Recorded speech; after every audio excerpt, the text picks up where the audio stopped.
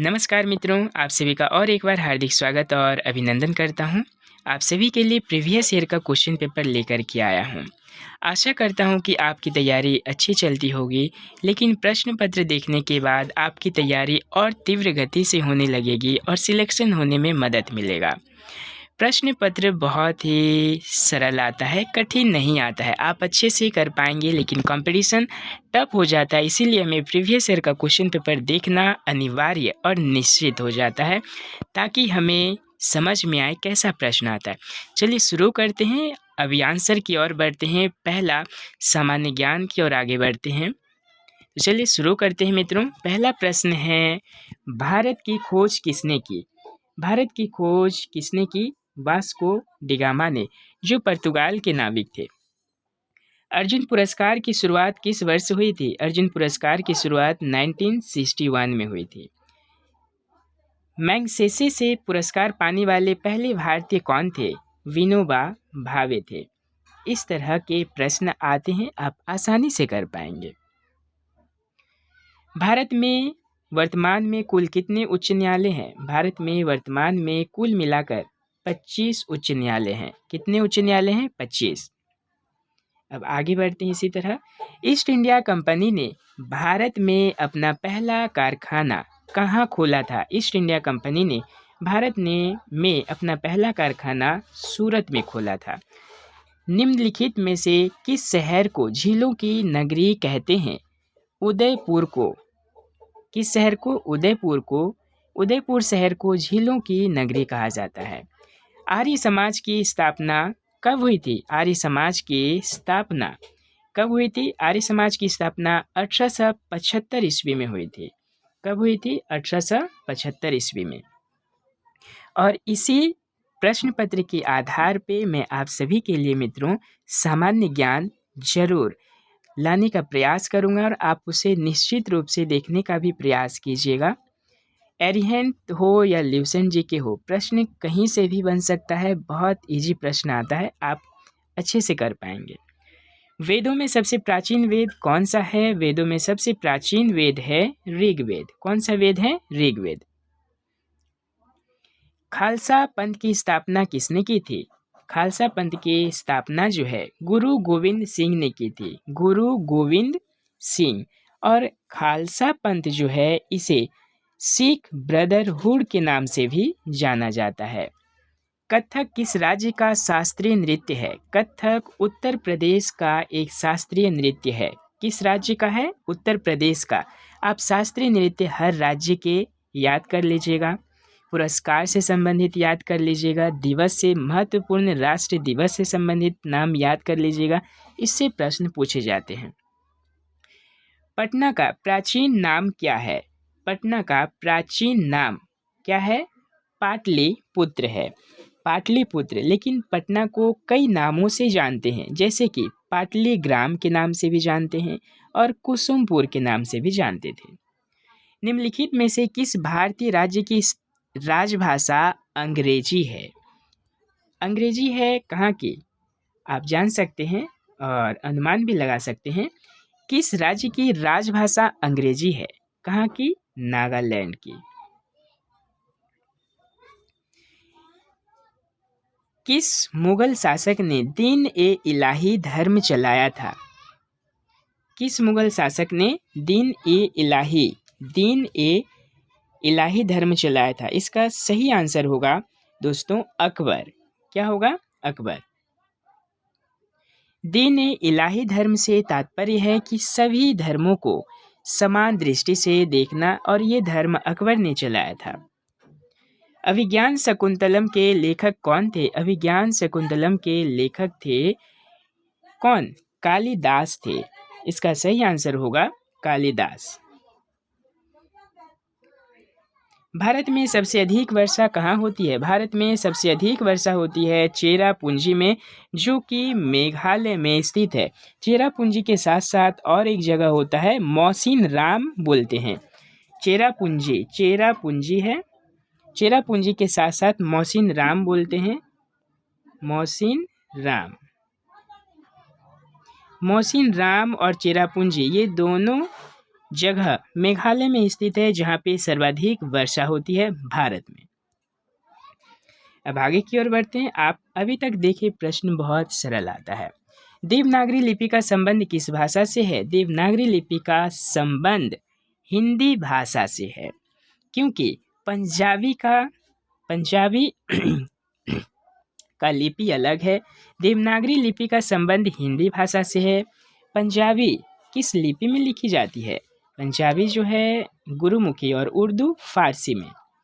हिंदी की मूल उत्पत्ति किससे हुई है? हिंदी की मूल उत्पत्ति वैदिक संस्कृत से हुई है। किससे हुई है? वैदिक संस्कृत से। बोलने वालों की संख्या की दृष्टि से हिंदी का विश्व में कौन सा स्थान है? विश्व में कौन सा स्थान है? विश्व में तीसरा स्थान है। कौन सा स्थान है? विश्व में तीसरा स्थान है। भारतीय संविधान में पहला संशोधन कब किया गया था? भारतीय संविधान में पहला संशोधन 1951 में किया गया था। कब किया गया था? 1951। भारत में पर्यावरण सुरक्षा अधिनियम किस वर्ष पारित हुआ था? 1986 में पारित हुआ था पर्यावरण सुरक्षा अधिनियम। कब हुआ था? 1986 में। जलवायु परिवर्तन पर भारत की प्रथम राष्ट्रीय कार्य योजना कब लोकार्पित की गई थी? इसका सही आंसर होगा दोस्तों वर्ष 2008 में। मैं नहीं लिखूंगा क्योंकि लिखने से बहुत टाइम जा रहा है और आप सभी भी जल्दी जल्दी सुन पाएंगे। भारत के संविधान द्वारा कितनी भाषाएं स्वीकृत की गई थी? भारत के संविधान द्वारा 22 भाषाएं स्वीकृत की गई थी। मलयालम किस राज्य की राजभाषा है? मलयालम किस राज्य की राजभाषा है? आप भी अच्छी तरीके से जानते हैं, इसका सही आंसर होगा केरल। इस तरीके से ही प्रश्न पूछे जाते हैं। राष्ट्रीय मतदाता दिवस कब मनाया जाता है?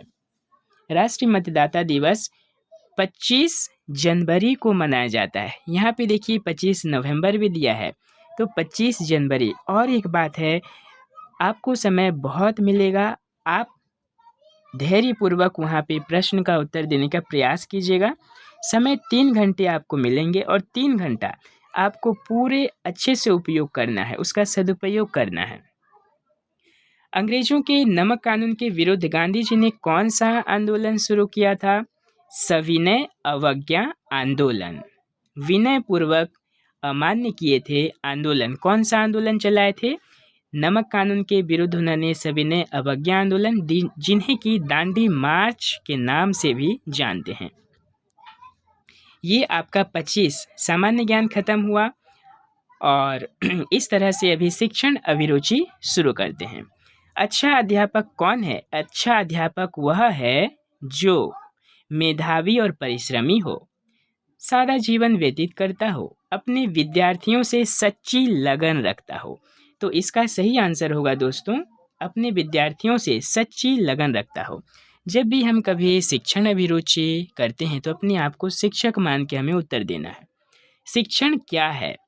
टीचिंग क्या है? शिक्षण एक कौशल है। क्या है? शिक्षण एक कौशल है। शिक्षण एक कौशल है जिससे कि शिक्षण की प्रक्रिया प्रभावी हो सकती है और इसी तरह से एक कौशल हमें सीखने पड़ते हैं जिस तरह से कि शिक्षण की प्रक्रिया प्रभावी हो और बच्चों का ध्यान शिक्षण प्रक्रिया की ओर केंद्रित हो सके, आकर्षित हो सके। शिक्षक की योग्यता एवं आचरण का सबसे अच्छा मूल्यांकन करते हैं कौन? उनकी आचरण और योग्यता का सबसे अच्छा मूल्यांकन कौन करते हैं? उनके शिष्य करते हैं। पाठ्यक्रम निर्माण में मुख्य रूप से किस बात को ध्यान में रखा जाता है?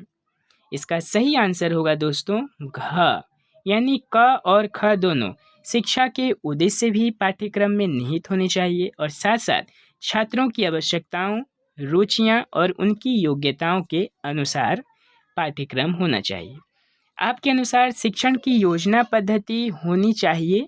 शिक्षण की योजना पद्धति छात्र केंद्रित होनी चाहिए। कैसे होनी चाहिए? छात्र केंद्रित। छात्र के अनुसार, छात्र की इच्छाओं, योग्यताओं और उनकी आवश्यकता अनुसार। अधिगम को व्यवहार में स्थायी परिवर्तन माना जाता है। यह आधारित है किस पे? यह आधारित है अभ्यास एवं अनुभव पे। निम्न में से कौन सा वाचन शिक्षक की क्रिया से संबंधित है?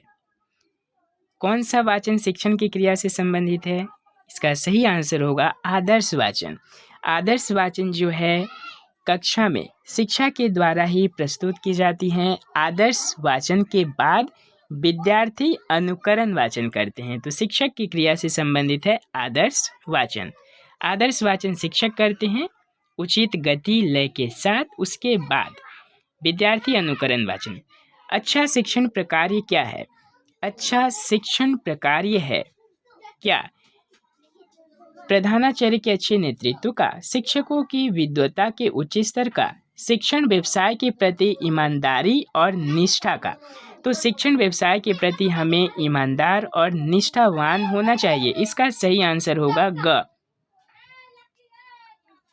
निम्न में से कौन सा कथन सत्य नहीं है? कौन सा कथन सत्य नहीं है? इसका सही आंसर होगा ख। शिक्षक जन्मजात होते हैं। ये कथन सत्य नहीं है, क्योंकि शिक्षक जन्मजात नहीं होते हैं, शिक्षक बनाए जाते हैं। कोई भी व्यक्ति जन्मजात कुछ नहीं होता, क्योंकि जन्म से कोई मनुष्य अपने साथ कोई कुछ लेके नहीं आता है। सब चीज अभ्यास से ही होता है। शैक्षिक प्रक्रिया के 3 प्रमुख अंग कौन से हैं? तो इसका सही आंसर होगा, देखिए यहाँ पे आपको सब बराबर लग रहा है, लेकिन इसका सही आंसर होगा दोस्तों ग, क्योंकि शिक्षण प्रक्रिया, मूल्यांकन और पाठ्यक्रम। शिक्षण प्रक्रिया जो है, शिक्षण प्रक्रिया में तीनों चीज ही आ जाते हैं। शिक्षण प्रक्रिया कौन कौन? शिक्षक, विद्यार्थी और पाठ्यक्रम। ग में शिक्षण प्रक्रिया में तीनों आ जाएगा, मूल्यांकन और पाठ्यक्रम। लेकिन अगर हम क देखें, जैसे कि उद्देश्य शिक्षक और मूल्यांकन, तो इसमें पाठ्यक्रम नहीं है, तो ये गलत हो जाएगा। इसीलिए और ख भी अगर देखेंगे तो इसमें विद्यालय है, समुदाय है, वो सरकार है, तो इसमें सरकार शैक्षिक प्रक्रिया के प्रमुख अंग नहीं है। सही आंसर होगा ग, शैक्षिक प्रक्रिया, मूल्यांकन एवं पाठ्यक्रम। शिक्षक बनने के लिए आधारभूत आवश्यकता क्या है? शिक्षक बनने के लिए आधारभूत आवश्यकता है शिक्षण में वास्तविक रुचि, विषय का ज्ञान, अच्छा दिखना, समझाने की कला। तो इसका सही आंसर होगा दोस्तों, शिक्षण में वास्तविक रुचि होनी चाहिए। क्या होनी चाहिए? वास्तविक रुचि होनी चाहिए, क्योंकि रुचि से ही हर चीज संभव है। कक्षा में शांत वातावरण तभी रह सकता है जब अध्यापक और छात्रों में परस्पर सहयोग हो। इसका सही आंसर होगा ख। शिक्षक का वह गुण जो उसे अन्य व्यवसायों से अलग करता है, वह कौन सा है? ये सभी होगा। कर्मठता, अध्ययनशीलता, भाषण देने में निपुणता, क्योंकि समय समय पर शिक्षक को अच्छे वक्ता भी बनने पड़ते हैं, भाषण भी देने पड़ते हैं, और शिक्षक जीवन पर्यंत क्या होते हैं? अध्ययनशील होते हैं, कर्मठ होते हैं। भाषा विकास में वीडियो काफ़ी लंबी हो रही है, लेकिन आप ध्यानपूर्वक ज़रूर सुनिएगा। भाषा विकास में सहयोग करने का कौन सा तरीका गलत है? यहाँ पे क्वेश्चन आप समझने का प्रयास कीजिएगा। यहाँ पे भाषा विकास की बात कही जा रही है, तो भाषा से संबंधित जो भी यहाँ पे ऑप्शन दिए हैं, आप उस पे पहले अपना नज़र रखिएगा, नहीं तो ये सारा आंसर सही ही लग रहा है। तो इसका सही आंसर होगा ग, उसकी अपनी भाषा के प्रयोग को असामान्य यानी अमान्य करना नहीं। विद्यार्थी अगर अपनी भाषा का प्रयोग करके अपने विचार को अभिव्यक्त कर रहे हैं, तो उसे अमान्य हमें नहीं करना है, तो ये तरीका गलत होगा। इसका सही आंसर होगा दोस्तों ग। आपके विचार में शिक्षा क्या है? शिक्षा समाज सुधार का साधन एवं माध्यम है, ना कि केवल साक्षर बनने का साधन है। एक राष्ट्रीय कर्तव्य है, ये समाज सुधार का साधन और माध्यम है।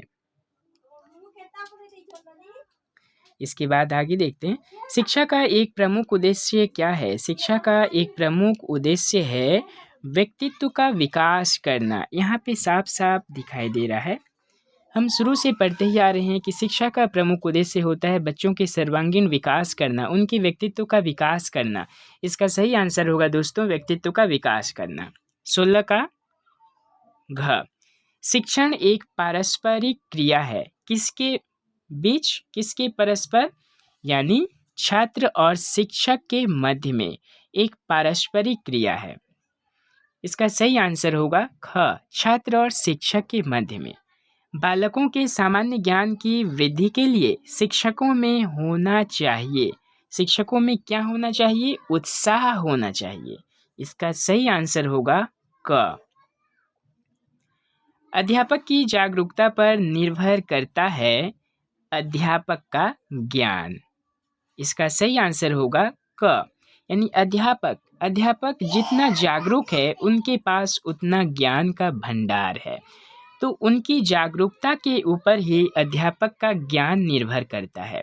देखो और कहो विधि से क्या सीखा जाता है? देखकर, यानी वाक्य गठन, रचना पठन, शब्द पठन, उपरोक्त सभी। तो इसका सही आंसर होगा उपरोक्त सभी, यानी देखकर और उसके बाद बोलकर। देखो और कहो विधि से हम क्या सीखते हैं? शब्द भी सीखते हैं और वाक्य भी सीखते हैं। छोटे छोटे अक्षर वर्तनी किस प्रकार लिखे जाते हैं, ये सभी देखो और कहो विधि के अंतर्गत ही आते हैं। इसका सही आंसर होगा उपरोक्त सभी।